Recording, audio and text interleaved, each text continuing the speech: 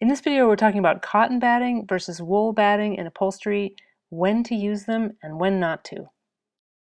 In general, cotton batting is considered a foundation material, while wool batting is used as a cushion wrap. So I just want to show you what I mean by upholstery foundation material. This is cotton batting that was the original cotton batting with this chair that I'm working on right now.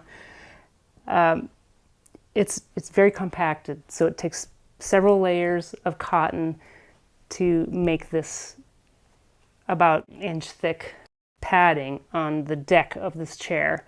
So it's a foundation material, meaning under here you have the springs, you have the burlap covering the springs, the edge roll, and the next layer is cotton, and that forms a solid foundation.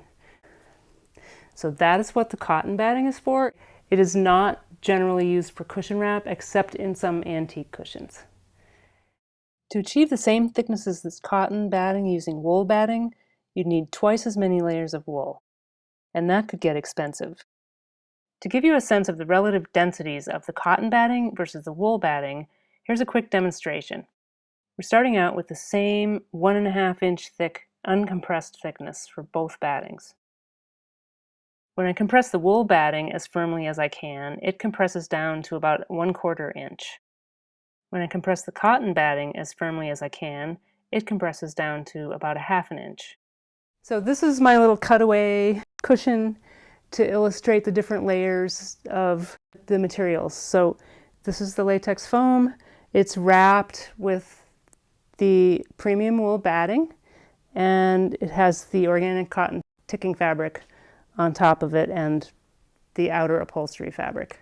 One thing to know about the wool batting as well as polyester batting in conventional upholstery is it does not affect the size of your cushion. It's just there to soften the edges and make your cushion look nice and professional.